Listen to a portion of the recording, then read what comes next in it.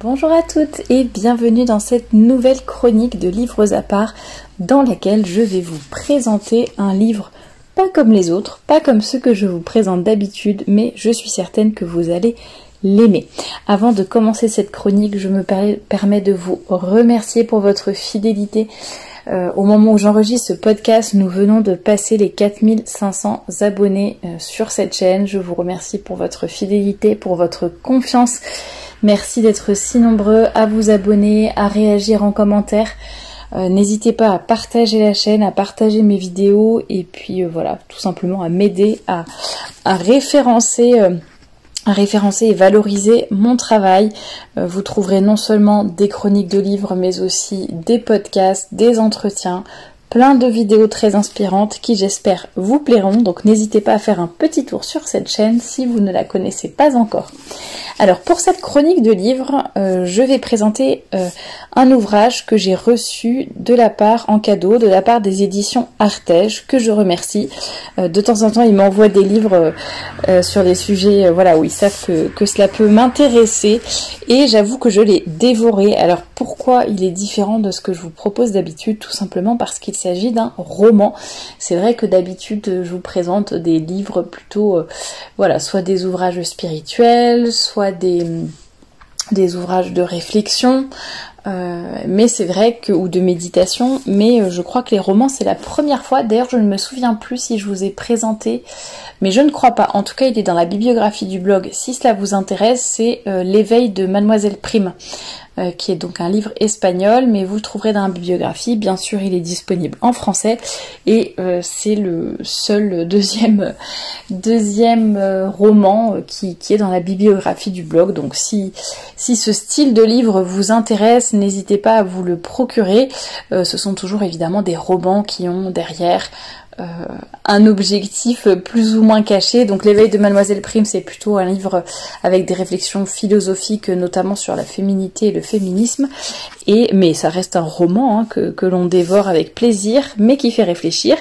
Et celui-ci également, donc qui est écrit par Gary Chapman et Catherine Palmer, et qui s'intitule Les promesses du printemps, sous-titré Quand l'amour se renouvelle. Donc pareil, c'est un roman, mais avec un petit objectif derrière. Alors peut-être que déjà le nom de l'auteur vous dit quelque chose et vous a donné un indice. Donc Gary Chapman, donc l'un des deux auteurs en fait, puisqu'il y a aussi Catherine Palmer. Donc Gary Chapman est donc un auteur américain, conseiller conjugal et spécialiste du mariage et de la famille, et il est notamment auteur des 5 langages de l'amour. Alors moi je vous avais présenté en chronique il n'y a pas si longtemps que ça les langages de l'amour des solos de Gary Chapman également, et qui existe donc dans la version standard les 5 langages de l'amour. Il a également écrit Ce que j'aurais aimé savoir avant de me marier. Il a également écrit les langages de l'amour des adolescents, je crois, ou ça s'appelle Ciel, mon enfant grandit. Bref, voilà, ces sujets de prédilection, ce sont ses sujets de prédilection. Et il s'est donc associé à Catherine Palmer, que je ne connaissais pas, qui est une romancière américaine à succès, apparemment, pour écrire ce livre qui est donc paru aux éditions Artege et qui coûte 21,90 €. Le nombre de pages, je vous le dis, c'est quand même un livre assez épais. Le nombre de pages, 450 pages environ, mais c'est écrit de façon assez, c'est assez aéré et agréable à lire. Et il vient de paraître, je crois que la date de parution c'était vraiment 14 juin, vraiment je l'ai reçu quelques jours à peine après sa sortie. Et en fait en anglais il existe toute la série, c'est-à-dire il existe les 4 saisons. Donc celle-ci c'est la première, Les promesses du printemps. En anglais il y a, parce que je me suis renseignée après l'avoir fini parce que je voulais absolument lire les autres. Après il y a Summer Breeze, l'automne c'est Falling for You Again ou quelque chose comme ça, donc Tomber amoureux de nouveau, et l'hiver, je crois que c'est Quand l'hiver laisse place au printemps, quelque chose comme ça le titre. Donc il y en a 4. Je vais vous lire la 4e de couverture. Tranquility est une petite ville du Missouri portant bien son nom et qui soudainement va faire l'objet d'événements inattendus, secouant la torpeur de cette belle endormie et réveillant ses secrets tout comme les habitants à eux-mêmes. Quel rapport entre un SDF affamé, serviable et doué d'une mémoire prodigieuse lui permettant de retenir de nombreux versets de la Bible, l'ouverture prochaine d'un commerce de vidéos pour adultes, un gérant d'une station multiservice dont l'activité perturbe la quiétude du salon de coiffure voisin, et enfin un couple de presque 25 ans de mariage traversant une crise sérieuse. En apparence bien peu. Et pourtant, au travers de ces rencontres, Gary Chapman et Catherine Palmer nous entraînent dans les méandres des relations entre hommes et femmes au sein du couple comme de la petite communauté qui l'entoure. Ils nous livrent alors astuces 07 dont ils sont passés maîtres pour surmonter les difficultés de communication quotidienne et gagner le combat spirituel de chaque jour. Donc voilà, vous avez compris un petit peu l'objectif caché, pas si caché que ça d'ailleurs derrière ce roman, c'est vraiment en approfondir encore plus les relations hommes-femmes. Donc dans ses ouvrages, notamment dans les 5 langages de l'amour, Gary Chapman donne toujours beaucoup d'exemples, s'appuie sur des expériences concrètes, soit les siennes de sa vie privée, soit de personnes qui sont venues le voir, venues lui parler, qu'il a suivi en thérapie. Et donc ça aide beaucoup à comprendre. Mais là, comme j'allais dire, on suit les personnages un petit peu sur le long terme, puisqu'on les suit tout au long du roman, qui représente quand même, je pense que ça se passe sur quelques mois à peu près. En tout cas, voilà, on a l'occasion de les connaître, d'approfondir les personnages, d'approfondir leur histoire, notamment ce couple donc qui a 25 ans de mariage, et ça nous permet finalement, vu que nous on n'est pas dans l'histoire, on peut prendre du recul. Souvent quand ça nous arrive à nous, c'est beaucoup plus compliqué d'analyser les choses froidement, de regarder où sont les problèmes et d'essayer de trouver des solutions. Là, comme finalement on est extérieur à l'histoire, on se dit mais bien sûr elle n'aurait pas dû réagir comme ça, mais lui qu'est-ce qu'il est bête, il aurait dû dire ça, etc. Et donc ou alors en tout cas ça permet d'identifier des problèmes, même si on n'a pas forcément la solution, mais on se dit non, là il y a un quiproquo, là il devrait pas réagir comme ça.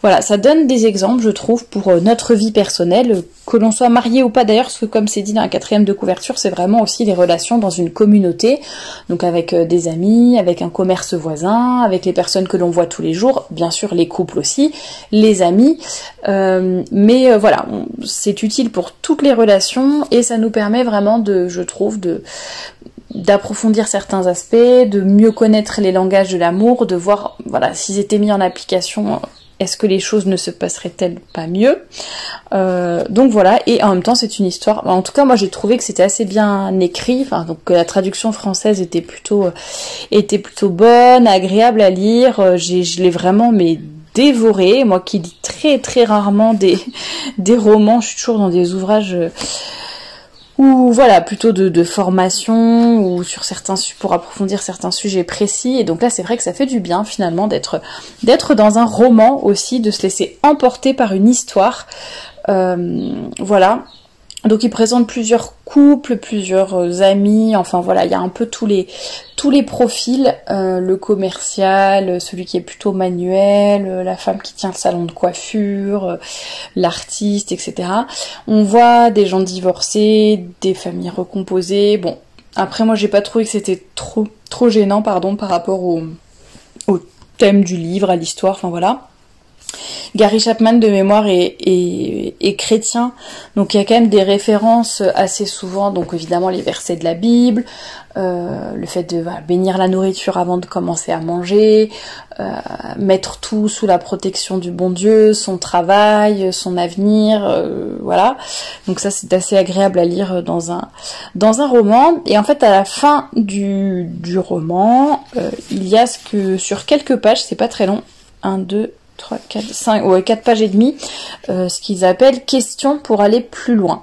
Et en fait, là, tout simple, alors je sais pas, je pense que c'est l'auteur qui a écrit ça, il y a des petites questions finalement pour faire réfléchir à ce qui s'est passé dans le livre et les leçons un petit peu qu'on pourrait en tirer.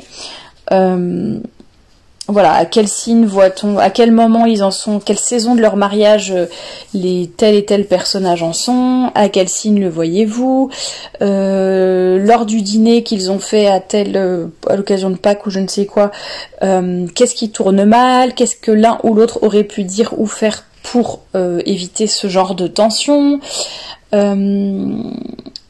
comment aurait-il pu faire pour mieux réagir? Est-ce qu'on peut...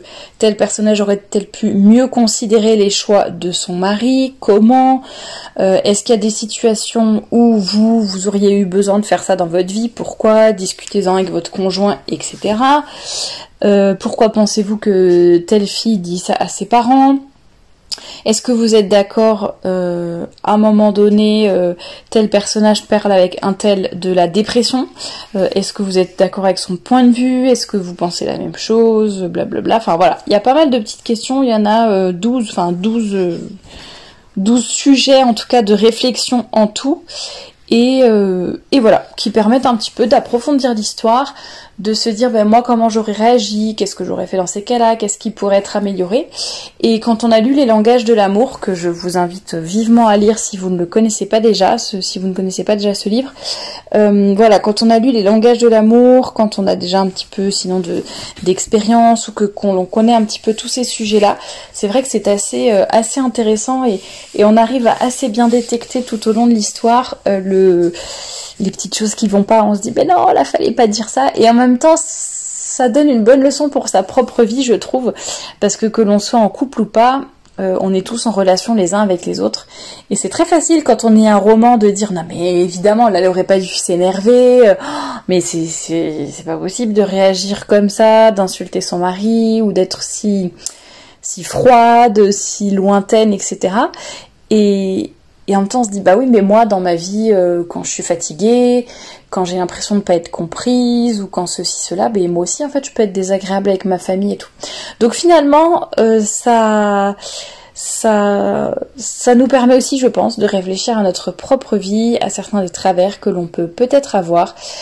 Ça nous apprend également, parce qu'il y a des histoires donc entre toutes les femmes de la communauté, donc qui s'entraident, et je trouve que c'est des assez beaux exemples justement du fait de... Voilà, parfois on a peur de s'immiscer dans la vie des gens, mais en même temps on sent qu'il y a quelque chose qui va pas, et voilà, il y a un moment, faut agir, tant pis, et je ne vous encourage pas à vous immiscer dans la vie des gens, mais dans le sens où voilà, faut aussi avoir le courage de temps en temps de se dire bah je vais pas laisser cette personne de côté, je vais y aller, je vais l'aider, je vais l'entourer, je vais la secouer si besoin, je vais lui dire la vérité, mais d'une manière douce, enfin voilà. Il y a vraiment pas mal de choses très intéressantes dans ce livre, je vous le recommande, et comme je le dis, c'est super agréable parce que tout simplement c'est un roman plutôt bien écrit, donc on se laisse prendre à l'histoire, enfin moi en tout cas, je me suis laissée prendre à l'histoire, même s'il n'y a rien d'extravagant, enfin c'est pas non plus un roman policier à suspense, mais quand même on s'attache assez vite aux personnages, je trouve, et on a envie de savoir voilà, comment ils vont réussir à surmonter les crises, les quiproquos, les difficultés, au contraire, quand il y a une histoire d'amour naissante, est-ce qu'ils vont réussir à prendre soin de cette nouvelle relation?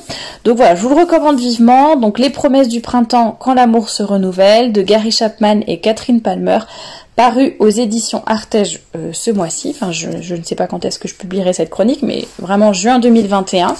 Je vais le mettre sur la bibliographie du blog. Bien sûr, comme d'habitude, je vous mets dans la barre d'infos le lien pour vous le procurer s'il vous intéresse. Je vous rappelle qu'évidemment, si vous passez par mon lien, c'est un lien affilié, donc si vous passez par ce lien pour vous procurer le livre, vous allez me permettre de toucher une petite commission, vous n'allez pas payer plus cher, mais ça me permet tout simplement de rentrer un petit peu dans mes frais, de m'acheter de nouveaux livres, de payer la maintenance du blog, etc., etc. Vous connaissez la chanson, donc n'hésitez pas à vous le procurer, et pour toutes les personnes qui seraient nouvelles sur cette chaîne, vous avez tous les liens en barre d'infos vers mes réseaux sociaux, si vous voulez commander mon livre également, si vous voulez vous procurer des robes de ma collection, voilà, tout est vraiment bien expliqué en barre d'informations sous cette vidéo. N'hésitez pas en commentaire à me dire si jamais vous connaissez peut-être ce livre également, ce que vous en avez pensé, ou des autres livres de Gary Chapman. Et n'hésitez pas aussi à me suggérer d'autres lectures, je suis toujours friande de découvrir de nouvelles choses, même si là j'ai encore quelques ouvrages en attente, mais n'hésitez pas en tout cas à me prodiguer vos conseils, je suis toujours preneuse, et je vous dis à mercredi pour une nouvelle chronique d'actualité.